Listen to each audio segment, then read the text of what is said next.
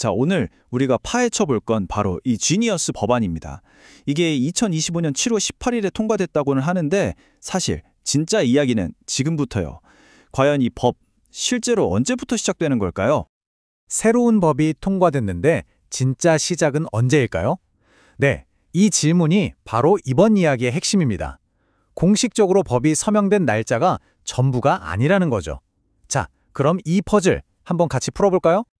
네, 이 지니어스 법안, 바로 스테이블 코인을 규제하는 법인데요. 이 법의 시작 시점이 딱 하나로 정해진 게 아니라 두 가지 시나리오가 있다는 게 이 문제의 핵심입니다. 그래서 아주 흥미로운 타이밍 퍼즐이 만들어지는 거죠. 자, 보시면 길이 두 갈래로 나뉘죠. 하나는 빠른 길, 또 하나는 기본 경로입니다. 쉽게 말해서 규제기관이 자, 이제 이렇게 합시다 하고 최종 규칙을 빨리 발표하면 딱 120일 후에 바로 법이 시행되는 거예요. 이게 빠른 길이죠. 그런데 만약에 규제기관이 이걸 미룬다? 그러면 그냥 법이 서명된 날로부터 18개월이 지나면 자동으로 시작되는 겁니다. 그리고 이 선택권, 이걸 빨리 할지 말지는 전적으로 행정부에 달려 있어요. 아니, 그럼 행정부가 굳이 이걸 서두를 이유가 있을까요? 그쵸? 이 미스터리를 풀기 위한 첫 번째 단서를 지금부터 찾아보겠습니다. 근데 이게 정말 의외예요. 단서가 암호화폐 시장이 아니라 바로 미국 정부의 어마어마한 빚더미에서 나오거든요. 자, 첫 번째 단서입니다. 바로 미국의 부채 문제. 이게 도대체 스테이블 코인 법안이랑 무슨 상관이길래 조기 시행을 압박하는 카드가 되는지 한번 들여다보죠. 상황이 좀 심각해요. 미국 정부는 계속 돈을 빌려야 하니까 국채를 찍어내야 하는데 이걸 사줄 사람이 점점 줄어들고 있다는 겁니다. 연준도 이제 자산을 줄이고 있고 기존의 큰손이었던 아시아 중앙은행들도 예전만큼 사주질 않아요. 국내 시장만으로는 이걸 다 소화하기가 벅찬 거죠. 바로 여기서 이 지니어스 법안의 진짜 속내가 드러납니다. 이 법의 핵심 기능이 뭐냐면요. 스테이블 코인 발행사들한테 너희들 준비금의 상당 부분은 무조건 미국 국채로 들고 있어 라고 강제하는 거예요. 이게 무슨 뜻이겠어요? 정부 입장에서 보면 국채를 사줄 아주 든든한 새로운 고정 고객이 생기는 거죠. 그러니까 이건 단순한 코인 규제법이 아닌 거예요. 말 그대로 정부가 정부를 위해 설계한 국채 매입 기계인 셈이죠. 이렇게 절박한 재정 문제를 해결해줄 마법 같은 카드인데 이걸 빨리 쓰고 싶지 않겠어요? 이게 바로 법을 서둘러 시행하려는 가장 강력한 동기입니다. 자, 첫 번째 단서가 돈 문제였다면 두 번째 단서는 바로 정치. 구체적으로는 2026년 선거 전략입니다. 아무리 좋은 경제적 도구가 있어도 이걸 정치적으로 가장 효과적인 타이밍에 쓰지 않으면 아무 소용이 없잖아요?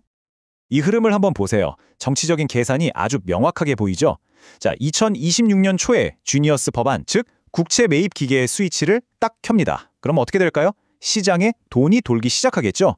유동성이 늘어나니까 주식, 기술주, 암호화폐 같은 자산 가격이 들썩일 가능성이 큽니다. 그리고 그게 언제쯤일까요? 바로 11월 중간선거 직전이죠. 선거를 앞두고 사람들 자산 가치가 오르면 당연히 표심에 아주 긍정적인 영향을 미치겠죠? 그러니까 행정부 입장에서 이 지니어스 법안은 뭐냐? 필요할 때 딱 눌러서 경제에 기분 좋은 활력을 불어넣을 수 있는 아주 유용한 단기 경기 부양 버튼인 셈입니다. 근데 이런 생각 드실 수 있어요. 아니, 정부가 그렇게 빨리 움직인다고? 맞습니다. 관료주의라는 게 있잖아요. 하지만 바로 여기에 세 번째 단서가 있습니다. 바로 워싱턴이 즐겨 쓰는 행정적 지름길이죠. 완벽함보다는 속도를 우선시하는 관행이 있다는 겁니다. 이게 그냥 하는 말이 아니라 과거 사례를 보면 명확해요. 2020년에 코로나 터졌을 때 PPP 대출 같은 거요. 완전하지 않은 상태로 일단 급하게 시행부터 했죠. 2021년 IRA 세금 혜택도 마찬가지고요.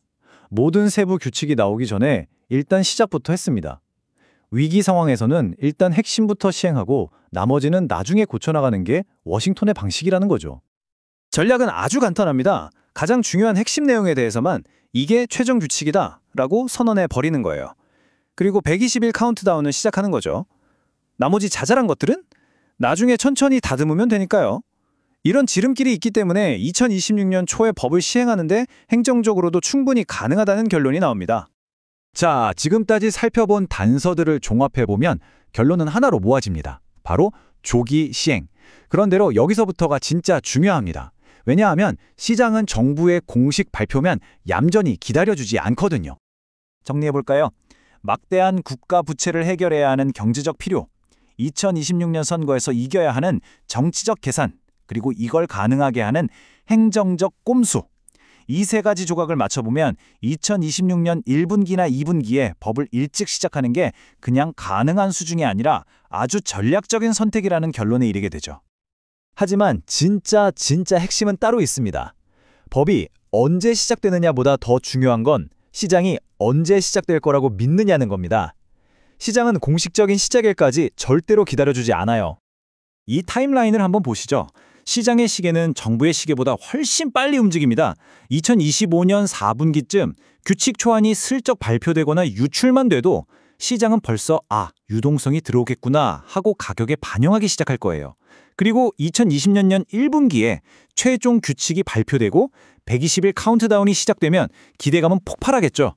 정작 법이 공식 시행되는 2분기가 되면 이미 시장의 가장 큰 움직임은 끝났을 가능성이 높습니다.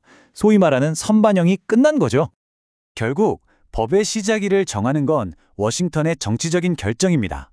하지만 시장은 자신만의 시계를 가지고 움직이죠. 진짜 질문은 이겁니다.